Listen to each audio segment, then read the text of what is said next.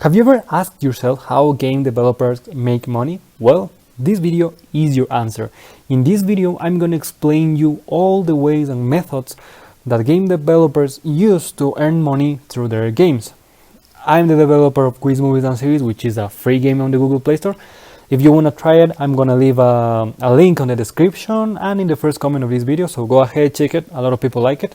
I have been in this game developing world for around like 2 years and a half, and I have gained experience of how money is made, of how money is earned.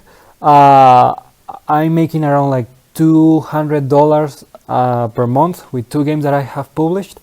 And yeah, I can assure you that all the ways that I'm going to explain you here, all the methods, at the best ones are the ones that really make the money, and all people are using them. Okay. If you don't believe me, you can go ahead and watch my video about all my revenue, the revenue that I have made with my game Quiz Movies and Series. I'm gonna leave a link here in the up right corner. You can go ahead, click the etiquette, and you can go ahead and watch it. And there I explain how I made money with my game and how much money I have made with my game. So go ahead, this is my revenue in that video. Okay, so basically there are we can classify games in two big groups when we talk about money. There are games that you sell, and there are the free games. Let's talk about the games that you sell, also known as premium games in the mobile game industry, I think. Basically, premium games are those games that you sell for some amount of money, that you work on them for some time and then you sell them.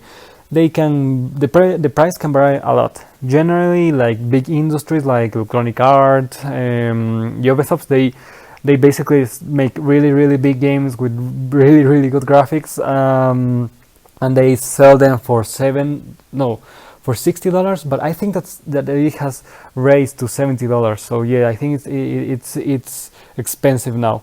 It's more expensive. Yeah, so basically that's the way you make money with premium games, like selling games. Basically, you create a game, a very complete game. These games are very complete. Generally, updates are things that solve things or add very small things, but games that you are going to sell need to be very complete. And if you're in the indie game world, like me, you could probably make a game that is like $20 or $3. Generally, when you talk about mobile games, it is like $3, $2, $1. And when you talk about desktop games or console games, that as an indie game developer you can do it. You can do it, for example, for Switch, and you can sell it like for $20. So yeah, that's the way you make money with by selling games. Now it comes the art, the science, for indie game developers, which are free games. For indie game developers, if you are not a well-known indie game developer, it's better to make free games. I think that you can get to more customers using free games. That's what I do. I'm not a famous indie game developer. And in free games, you have 2 ways of earning money, either with paid options or with ads. Let's talk about paid options. Basically, paid options is like you have content inside the game that the players can buy. For example, Fortnite. Fortnite is a very good example for consoles and computer games. Basically, the game is free. You can download it. Everyone can play it. You don't have to pay anything for play it. And basically you can earn some skins for weapons or for your character with real money. You have to buy them. It's basically aesthetically things, and this is the most common things. Like it is not good to ask the player to pay for something, like so they can play more the game. Let me explain it more. I don't know if you remember like The Walking Dead, that game made by Telltale Games. Basically, they used to make games, and you had to pay each episode and each episode had a different part of the story of the game. That was awful. In my opinion, that's very awful. It is better when you use skins for the weapons, for, I don't know, vehicles, if your game has vehicles, and that kind of stuff. That's the paid option. That's the most common paid option, either on desktop or mobile games. Mobile games, a very good example is I don't know, Free Fire. I don't know if you have heard about that. They make a lot of money. I'm sure that they make like $500 per person, per user. Another example could be PUBG. That also is very similar to Free Fire. Yeah, that's the way you make money with paid options. Now it comes the best way for me, I think, is ads. Okay, ads. Basically, ads are advertisement that you put on your game. These are more generic, and I think that this is only possible on mobile games. Basically, here you create a game and then you add different type of advertisements. You have three types: banners, rewarded, and interstitials. Banner ads are basically those small bars that you can see in the bottom or the top of the screen when you're playing a mobile game, and they are the ones that pay the least. Yeah, I remember that I tried them and I used to have like 14 banners per day being shown in my game, and I was getting like $1, $2 per day. I mean, $1 and $2 are a lot of money, yeah. But banners also affect the UI of your game. Sometimes they can annoy the users, and you can lose users, which also lowers your revenue. So sometimes it's not good to add banners. The next type of ads are interstitials. Interstitials ads are basically ads that are as big as the screen, and are basically ads that annoy the user a lot more because they stop the game, they pause the game, and the user is like, they must watch the ad. They have to watch the ad to continue playing the game, and the ad usually lasts for 5 seconds. It generates the video, or it can also be a banner that is as big as the screen.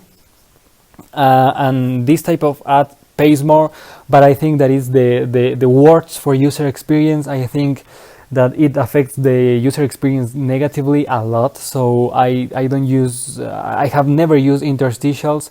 Maybe if you know how to use them in a very good manner, you can earn money and avoid a negative impact in the user experience. But I personally prefer not to use interstitial ads. And then comes the best ad type for me. It is rewarded ads. Rewarded ads, as the name says, is basically an ad that you put on your game, and if you and the user can see it. It's optional. It doesn't appear randomly in the game. The user can see those ads. They ask for those ads, and once they saw the ads, they see that he or she will earn a reward in the game, like money, an extra life, an extra chance, a special skin, something like that. So basically, you are incentivizing the user to see an ad, and they will have something in exchange. Why I think this is the better way? Because sometimes the users get stuck on the game, they can continue, or they want to go faster in the game, so you are giving them that option, like you can go ahead and skip this level, you can go ahead and have a second chance in this game, you can go ahead and have that skin, but watch this ad. Okay, and this is the one that pays the more. And I have earned, like, in my best time of game developing, like $30 per day. That's like $900 per month. That's a lot of money. That's a lot of money. It's a really good, like, let me say, passive income that you can earn. and use it. $900 is a lot. Rewarded ads, I think, are the best ones. If you are starting a game, I will not recommend to add ads, but if you want to add ads, if you want to still earn some money from the start, you can use rewarded ads. Those are the best. And yeah, that's the way you make money on game development. That's the on the world of game developing. And yeah, that's it. I'm gonna tell you that go ahead and subscribe to my channel. I upload a lot of videos related to game development. If you are interested in this world, you can go ahead and watch it. I'm sure that you will be very interested and you will like a lot of videos. I have one video about my revenue with my game. Go ahead, watch that. I'm sure that you will like that. That's it for this video.